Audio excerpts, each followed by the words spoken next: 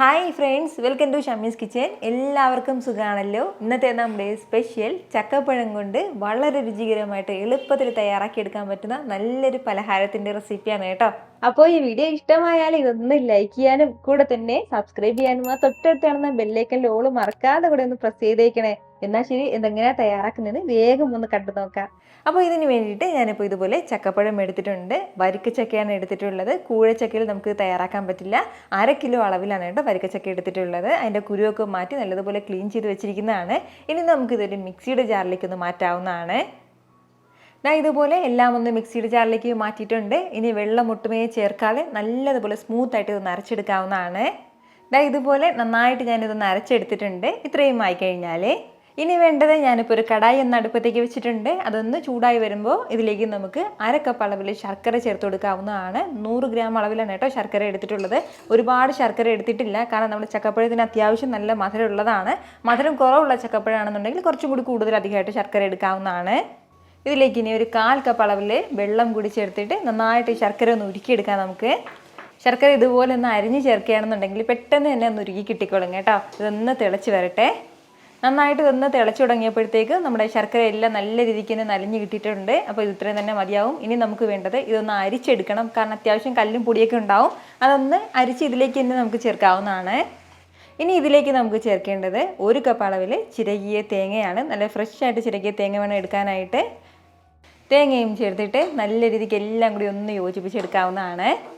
ഇത് നല്ലതുപോലെ ഒന്ന് തിളച്ച് വരട്ടെ. നമ്മുടെ ആ തേങ്ങയുടെ ഒരു പച്ചമണം മാറുന്നവരെ മാത്രം ഒന്ന് വഴറ്റി കൊടുത്താൽ മതിയാവും. ഇതുപോലെ നന്നായിട്ടൊന്ന് തിളച്ചിടങ്ങുമ്പോഴത്തേക്കും ഇനി ഇതിലേക്ക് നമുക്ക് നമ്മൾ അരച്ച് മാറ്റി വെച്ചിരുന്ന ചക്ക ചേർക്കാവുന്നതാണ്. ചക്കയും ചേർത്തിട്ട് വീണ്ടും ഇതെല്ലാം കൂടി ഒന്ന് ഇളക്കി യോജിപ്പിച്ച് കൊടുക്കാവുന്നതാണ്. ഫ്ലെയിം എല്ലാ സമയത്തും ഒന്ന് മീഡിയത്തിൽ തന്നെ വെച്ചിരിക്കാം.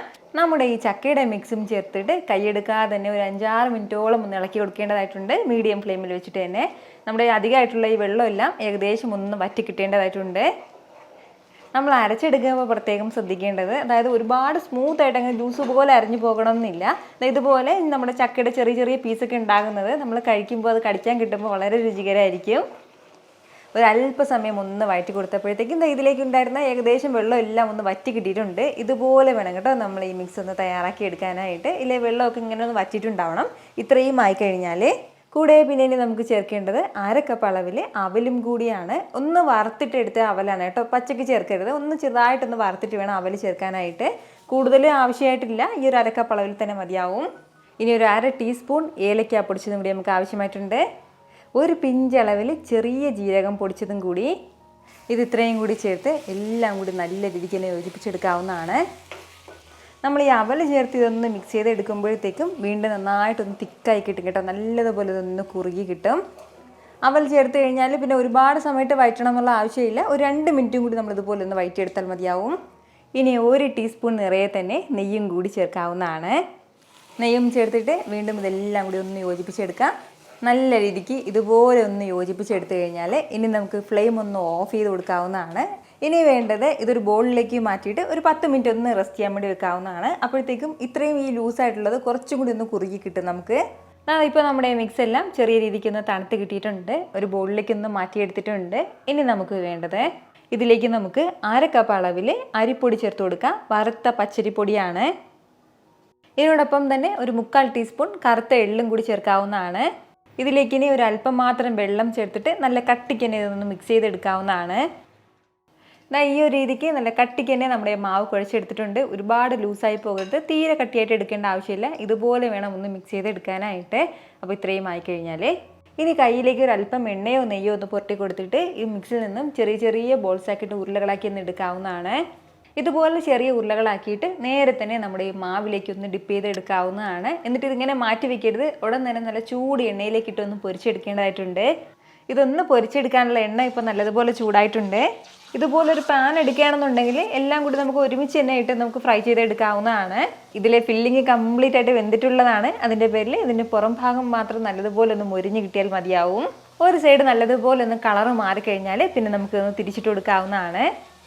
അപ്പോൾ നമ്മുടെ ഈ മിക്സ് അരിപ്പൊടിയിൽ തന്നെ ഒന്ന് കോട്ട് ചെയ്തെടുക്കാൻ വേണ്ടി പ്രത്യേകം ശ്രദ്ധിച്ചേക്കണം. അപ്പോൾ ഇതിൻ്റെ പുറം ഭാഗം നല്ലൊരു ക്രിസ്പ്നെസ് ആയിട്ട് നമുക്ക് കിട്ടും. എല്ലാ വശവും നന്നായിട്ടൊന്ന് മൊരിഞ്ഞു കഴിഞ്ഞാൽ പിന്നെ നമുക്കിത് എടുക്കാവുന്നതാണ്. പുറം ഭാഗം നല്ല ക്രിസ്പിയും അകം നല്ല ജ്യൂസി ആയിട്ടുള്ള നല്ലൊരു ചക്കപ്പഴം സ്നാക്കാണ് കേട്ടോ. ഉറപ്പായിട്ട് നിങ്ങൾ ഇതുപോലെ ഒന്ന് തയ്യാറാക്കി നോക്കണം. ഇപ്പോൾ ചക്കപ്പഴത്തിൻ്റെ സീസൺ കൂടിയാണ്. ട്രൈ ചെയ്ത് നോക്കുന്നവരൊക്കെ മറക്കാതെ നിങ്ങളുടെ ഫീഡ്ബാക്ക് കൂടി ഒന്ന് അറിയിച്ചേക്കണം. കാരണം നിങ്ങളുടെ ഫീഡ്ബാക്ക് കാണുമ്പോഴായിരിക്കും അത് മറ്റുള്ളവർക്കും തയ്യാറാക്കി നോക്കണം എന്നുള്ളൊരു പ്രചോദനം ഉണ്ടാവുന്നത്. ഇത്ര എളുപ്പത്തിലും രുചികരമായിട്ടാണല്ലേ നമ്മൾ തയ്യാറാക്കി എടുത്തിട്ടുള്ളത്. അപ്പോൾ ഇത് ഇഷ്ടമായാൽ ഇതൊന്ന് ലൈക്ക് ചെയ്യാനും കൂടെ തന്നെ നിങ്ങളുടെ ഫ്രണ്ട്സിനും ഫാമിലിക്കും എല്ലാവർക്കും ഇതൊന്ന് ഷെയർ കൂടി ചെയ്ത് കൊടുത്തേക്കണം. ഇതുപോലുള്ള റെസിപ്പിക്ക് വേണ്ടിയിട്ട് നമ്മുടെ ഷാമീസ് കിച്ചൻ ചാനൽ ഫോളോ ചെയ്യാനും സബ്സ്ക്രൈബ് ചെയ്യാനൊന്നും ആരും മറക്കരുത്. വീണ്ടും നല്ലൊരു ഷാർ വീഡിയോ ആയിട്ട് നാളെ കാണാം. അതുവരേക്കും എല്ലാവരും ഹാപ്പി ആയിട്ടിരിക്കുക, സന്തോഷമായിട്ടിരിക്കുക, എല്ലാവരും സേഫ് ആയിട്ടിരിക്കണം. Take care friends. ടാറ്റാ.